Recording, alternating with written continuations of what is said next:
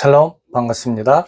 이 시간에는 마태복음 18장 1절로 14절까지의 말씀으로 같이 은혜를 나누고자 합니다. 18장 1절부터 14절까지 말씀 중에 1절입니다. 그때 제자들이 예수께 나와 가로되 천국에서는 누가 크니까? 그렇죠. 이제 제자들이 천국에서 누가 크냐고 물어보는 의도를 우리는 너무나도 잘 알고 있습니다. 왜냐하면 아직도 이 제자들은 예수님께서 십자가를 지시고 죽으시면 안 되었던 것이죠. 그 이유가 무엇이었습니까? 예수님께서 이스라엘의 왕이 되어서, 다윗과 같은, 솔로몬과 같은 왕이 되어서 이스라엘을 통치하는 그런 하나님의 나라, 즉 천국을 이루실 것들을 기대했던 것이죠. 그래서 무엇을 질문합니까? 천국에서는 누가 큰 자가 되겠느냐라는 것이죠. 즉 예수님께서 왕이 되시면 누가 그 2인자, 3인자가 되겠느냐라는 것들을 물어보고 있는 것이죠. 이에 예수께서 한 어린아이를 불러 제 가운데 세우시고 가라사대 진실로 너희에게 이르노니 너희가 돌이켜 어린아이들과 같이 되지 아니하면 결단코 천국에 들어가지 못하리라. 그렇죠? 왜 어린아이를 불렀을까요? 지금 이 어른들은, 이 제자들은 이제 예수님에 대해서 순수하지 못한 잘못된 메시아관을 가지고 있다라는 것이죠. 하지만 이 어린아이들은 순수한 마음으로 예수님 앞에 나왔던 것이죠. 순수한 마음으로 예수님의 말씀을 들으려고 나온 이 아이들과 같이 되지 아니하면 결단코 천국에 들어가지 못한다라는 것이죠. 즉 예수님에 대해서 잘못된 메시아관을 가지고 있으면 결단코 천국에 들어가지 못한다라는 것이죠. 왜 그렇습니까? 예수님께서는 결국에는 십자가를 지시고 성령으로 오실 때에 성령으로 말미암아 죄사함을 받는데, 이 유대인들처럼 이 잘못된 메시아관을 교육받은 이들은 이 잘못된 메시아관으로 말미암아서 예수님이 메시아가 되지 못한다라는 것이죠. 그래서 계속해서 이 서기관들과 바리새인들은 자기들만의 메시아관으로 예수님을 비교, 분석, 판단해 보니 예수님 메시아가 아니다라는 것이죠.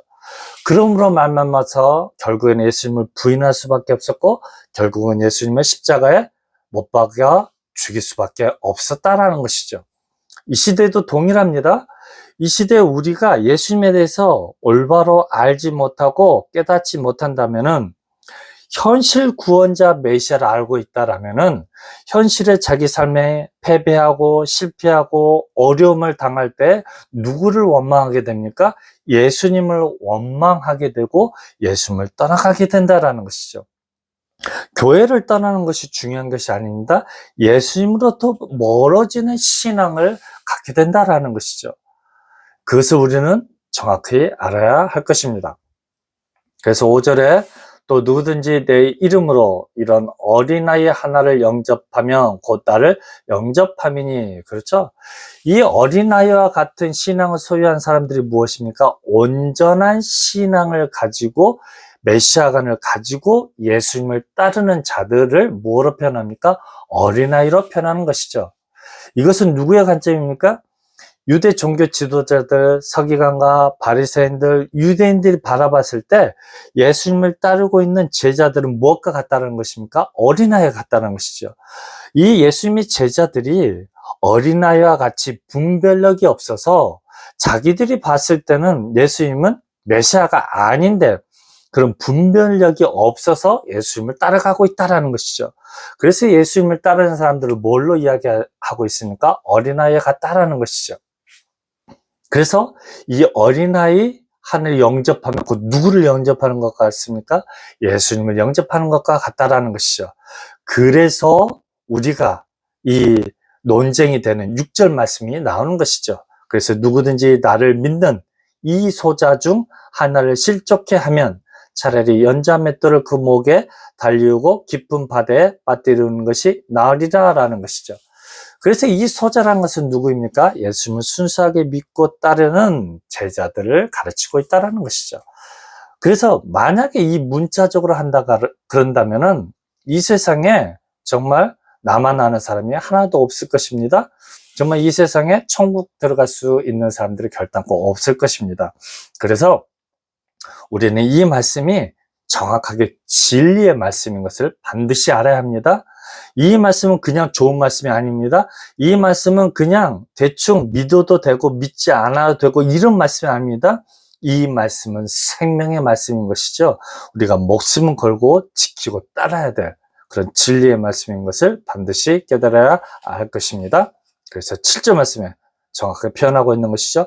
실족해 하는 일들이 있음을 인하여 세상에 화가 있도다. 그렇죠. 누가 실족해 했습니까? 이 종교 지도자들이 이 유대인들에게 잘못된 것을 가르침으로 말미암아서 그들의 잘못된 메시아간으로 말미암아서 그들이 무엇을 받게 합니까? 예수님으로 말미암아 죄사함을 받지 못하게 한다라는 것이죠. 즉 걸려서 넘어지게 한다라는 것이죠. 그렇죠? 잘못된 메시아간으로 넘어져서 다치고 상처 입고 결국에는 죽음에 이를 수밖에 없다라는 것이죠. 실족해 하는 일이 없을 수는 없으나 실족해 하는 그 사람에게는 화가 있도다라는 것이죠. 즉 무엇입니까? 이 제자들이 결국에는 육적인 메시아간을 가지고 천국에서 누가 큰 자입니까? 라고 물었던 것처럼, 그렇죠? 이런 잘못된 가르침을 가르치는 자에게 뭐가 있다는 것입니까? 화가 있다라는 것이죠. 죄사함 받을 수 없다라는 것이고 하나님 나라에 들어갈 수 없다라는 것들을 표현하고 있는 것입니다. 8절입니다. 만일 내 손이나 내 발이 너를 범죄케 하거든 찍어내버리라.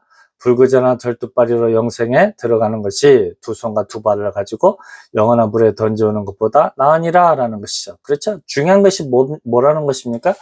우리의 손과 발이 왜 범죄를 하게 합니까? 예수님을 저주하는 그 손가락이 저는 메시아가 아니다라는 것이죠. 그런 손가락이죠. 그리고 발이 예수님 메시아이기 때문에 우리의 영원 구원자이기 때문에 그걸 따라가는 그 발이 돼야 되는데 그것을 못하게 한다라는 것이죠. 잘못된 메시아간으로 말미암아서 실족하게 된다라는 것이죠. 그래서 무엇이 중요하다는 것입니까? 온전한 메시아간을 가지고 따라가야 된다라는 것이죠. 9절입니다. 만일 내 눈이 너를 범죄케 하거든 떼어내버리라. 한 눈으로 영생에 들어가는 것이 두 눈을 가지고 지옥불에 던지는 것보다 나으니라 라는 것이죠. 그래서 여러분, 그래서 이 말씀에 대해서 제대로 설교를 할 수 있는 사람도 없고요. 이 말씀을 정말 내가 너에게 이런 말씀이 정말 쉽고 가볍다라는 것들의 의미를 모르는 사람들이 너무나 많다라는 것이죠. 왜요? 이 말씀도 온전히 이해를 못하고 있기 때문인 것이죠. 왜 우리 눈이 범죄합니까? 성경 말씀에 죄의 대회람은 나를 믿지 아니하며 예수는 믿지 아니함이 죄인 것이죠. 그래서 왜 범죄케 합니까? 온전한 메시아간을 가지지 못하게 만듦으로 인하여서 예수님을 결국에는 십자가 못 박혀 죽여버리는 그런 눈이 되어버렸다는 것이죠. 그래서 이 눈을 차라리 범죄케 하면 뭐하라고요? 빼어버리고 차라리 소경이 되어서라도 예수님을 믿고 따라가는 것들이 정말 중요하다라는 것이죠. 그래서 그것만이 예수님을 온전히 바라볼 수 있는 눈이 있을 때 하나님 나라에 들어갈 수 있다라는 거죠. 이 복음의 말씀을 이해하고 깨달을 수 있다라는 것들을 알아야 할 것입니다. 그래서 10절에 다시 반복해서 설명합니다. 3가 2 소자 중에 하나도 없이 여기지 말라. 너에게 말하노니 저희 천사들이 하늘에 계신 내 아버지와 얼굴을 항상 뵙느니라라는 것이죠. 얼굴을 항상 뵙는다라는 것은 무엇입니까? 항상 얼굴을 마주보면서 소통한다라는 것이죠. 항상 우리 주님과 동행한다라는 것이죠. 이 소자가 누구이기 때문입니까? 예수님을 영혼 구원자로 믿고 온전한 메시아간을 가지고 예수님을 믿고 따를 때 예수님께서 부활하셔서 성령으로 그들과 늘 함께 얼굴을 맞대어 본다라는 것이죠. 그래서 이 소자는 누구를 가르치고 있는 것입니까? 온전한 메시아간을 가지고 예수님을 따르는 자들을 무엇으로 표현하고 있습니까? 어린아이로 비유하여서 설명하고 있는 것이죠. 12절입니다. 너희 생각에는 어떻겠느냐? 만일 어떤 사람이 양 100마리가 있는데 그 중에 하나가 길을 잃었으면 그 99마리를 산에 두고 가서 길 잃은 양을 찾지 않겠느냐라는 것이죠. 결국 예수님의 이 가르침의 의도는 무엇입니까? 이 잘못된 메시아관을 가지고 있는 이 잃은 양 한 마리를 위하여서 이 복음을 이 제자들에게 이 교훈을 가르치고 있다라는 것이죠. 그래서 이 안물이 누구입니까? 의인들을 가르치고 있는 것이죠. 어린애와 같은 순수한 마음을 가지고 예수님을 따르는 자들을 가르치고 있다는 것이죠. 13절입니다. 진실로 너희에게 이르노니 만일 찾으면 길을 잃지 아니한 99마리보다 이것을 더 기뻐하리라 라는 것이죠. 이게 예수님의 마음인 것이죠. 예수님께서 왜 이 땅에 오셨고 예수님께서 왜 십자가를 지시고 죽으심으로 말미암아 다시 부활하셔서 성령으로 역사하셔야만 하는 그 이유가 무엇이겠습니까? 우리가 성령이 함께하기 전에는 수제자였던 베드로도 이 베드로는 죽은 자도 살리는 예수님의 능력을 보았지만 그럼에도 불구하고 죽음 앞에서는 그렇죠? 예수님을 저주하면서 부인할 수밖에 없었던 이 고백이 될 수밖에 없었다라는 것이죠. 성령 하나님께서 함께 하실 때 우리의 신앙이 견고해지고 반석 위에 세워진 믿음이 된다라는 것들을 우리는 반드시 기억해야 할 것입니다. 결론은 맺습니다. 이와 같이 이 소자 중에 하나라도 이루어지는 것은 하늘에 계신 너희 아버지의 뜻이 아니니라 라는 것이죠. 그렇죠? 우리 하나님의 뜻이 무엇입니까? 잃어버린 양 한 마리를 다시 이렇게 회복하기 위해서 데려오기 위해서 예수님께서 이 땅에 오셨고 십자가를 지시고 죽으시고 부활하셔서 성령으로 속히 오셨던 것이죠.